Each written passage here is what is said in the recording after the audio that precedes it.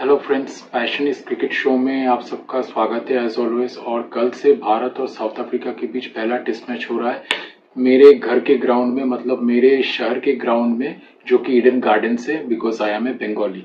तो एक्चुअली इस सीरीज में तो अब क्लियर फेवरेट्स भारत है, क्योंकि भारत, जैसा कि आप लोग जानते हैं और मैं भी जानता हूँ, कि घर में हमेशा डोमिनेट करता है। लेकिन साउथ अफ्रीका भारत को सरप्राइज कर सकता है। इसलिए मैं इसलिए कह रहा हूँ क्योंकि अब थोड़ा साउथ अफ्रीका 2 टेस्ट मैचेस खेल चुकी है पाकिस्तान के खिलाफ। तो मतलब सब कॉन्टिनेंट के जो विकेट्स होते हैं उसके थोड़ा आदी हो चुके हैं, स्पिन खेलने की थोड़ी आदी हो चुकी है। और साउथ अफ्रीका को ग्रेट कॉन्फिडेंस बूस्टर भी मिला है, क्योंकि जो दूसरा टेस्ट मैच था वो उसमें शानदार कमबैक करके आई साउथ अफ्रीका की टीम और उन्होंने जीत हासिल की है। क्रिस्टन स्टब्स, डेविड ब्रेविस दोनों ने बैटिंग में अच्छा परफॉर्म किया है और डॉन मुत्तुसामी ने लोअर ऑर्डर में आके 87 किया है, बॉलिंग भी अच्छी हुई है। तो इस हिसाब से साउथ अफ्रीका की कॉन्फिडेंस थोड़ी ज्यादा होगी और इतना एक तरफा नहीं होगा गेम जैसा कि वेस्ट इंडीज के खिलाफ हुआ था, खास करके फर्स्ट टेस्ट मैच।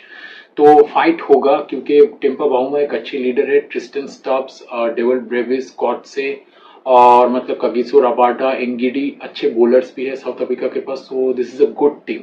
बट अगर आप भारत की टीम की तरफ देखेंगे तो भारत के पास 8 नंबर तक बैट्समैन है और 3 जो बॉलर्स है। भारत अभी इतना कॉन्फिडेंट टीम बन चुका है, one of the best units in the world. जैसा कि मैं हमेशा बोलता हूँ कि आप अगर आप देख लीजिए कि 3 स्पेशलिस्ट बॉलर खेलेंगे तब भी भारत मैच जीत रहा है और कंसिस्टेंटली जीत रहा है। और इस बार अगर 3 कंसिस्टेंट बॉलर खेलेंगे, जो कि होने वाला है मुझे लगता है, तो वो 3 बॉलर्स मेरे ख्याल में होंगे जसप्रीत बुमराह और मोहम्मद सिराज, और एक स्पिनर अगर खेलेगा तो वो तो कुलदीप यादव भी होंगे, क्योंकि देश में तो उनका कोई जोड़ी नहीं है। और बाकी एक्चुअली हमारे पास और 2 स्पिनर होंगे, क्योंकि रविंद्र जडेजा, वाशिंगटन सुंदर खेलेंगे।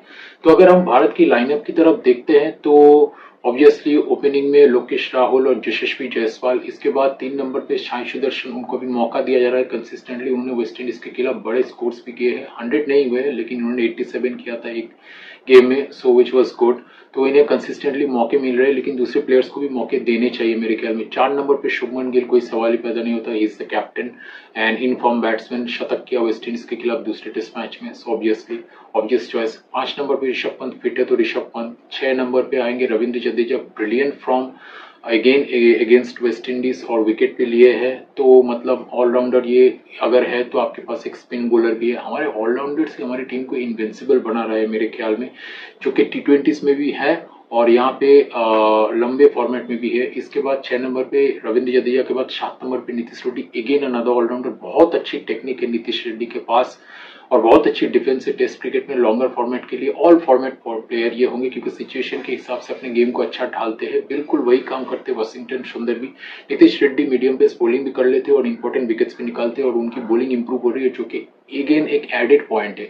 अब 7 नंबर पे प्रॉपर बैट्समैन नीतीश रेड्डी। इसके बाद 8 नंबर पे एक प्रॉपर ऑलराउंड, जो कि जेन्युइन ऑलराउंड बैट्समैन, मतलब जो कि जेन्युइन बॉलर भी है, वो है वाशिंगटन सुंदर। उनकी बैटिंग ऑल फॉर्मेट प्लेयर है, हम सब देख ही चुके हैं। T20 में भी उन्होंने ऑस्ट्रेलिया में अच्छा किया, तो पावर गेम भी है। तो मतलब टेस्ट वाला गेम तो हम देख चुके हैं ऑस्ट्रेलिया में। इसके बाद इंग्लैंड में मैच ड्रॉ किया, हारा हुआ मैच, शतक किया रविंद्र जडेजा के साथ। तो इसके बाद बॉलिंग तो उनकी जेन्युइन है ही। लॉर्ड्स में टेस्ट मैचेस में वो भारत को विनिंग पोजीशन पे लेके आ गए थे, 4 विकेट लेके। बाद में सैडली भारत जीत नहीं पाया, 22 रन से हारना पड़ा, क्लोज टेस्ट मैच था बहुत।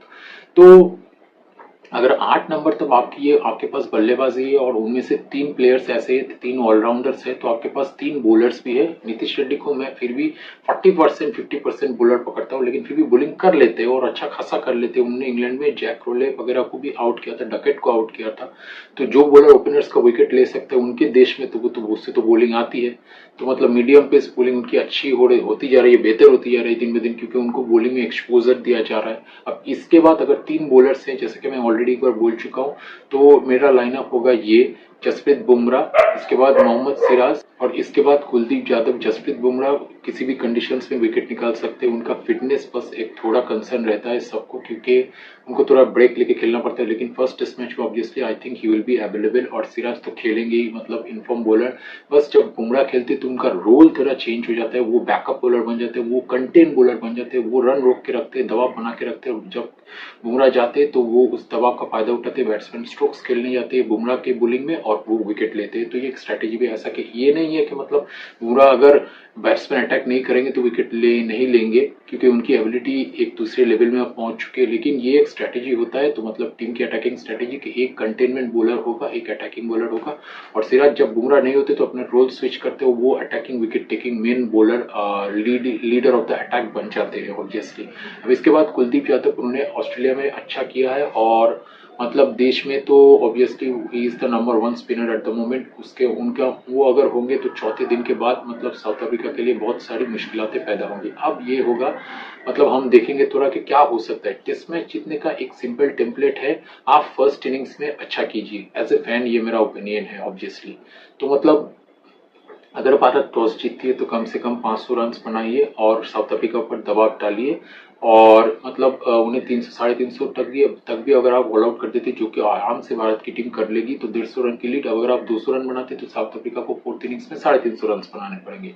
अब अगर साउथ अफ्रीका पहले बैटिंग करती है तो उनको कम से कम 350 तक रोक दीजिए और खुद 450 कम से कम बना लीजिए, तो मतलब 100 रन की लीड। इसके बाद अगर आप साउथ अफ्रीका को 300 350 भी अगर मुश्किल से बहुत अच्छी बैटिंग करके साउथ अफ्रीका बना लेती है, तब भी आपको 250 ही चेस करना है, जो कि पॉसिबल है।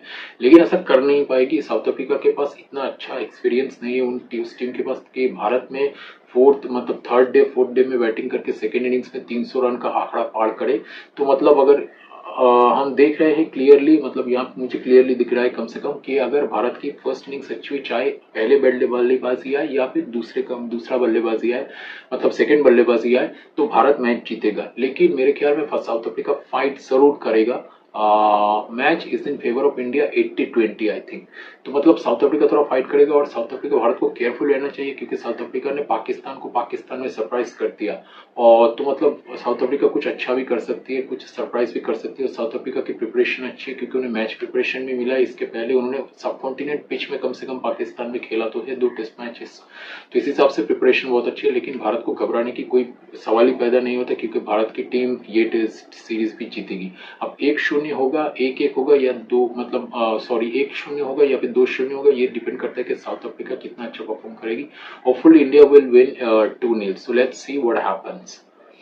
आज का वीडियो यही तक। डू लाइक एंड सब्सक्राइब, और for more videos like that keep watching passion is cricket. Live life king size, always help others and share with others, so that you can learn and others also learn. तो जिंदगी को enjoy कीजिए और बहुत खुश रहिए। Bye for now, thank you.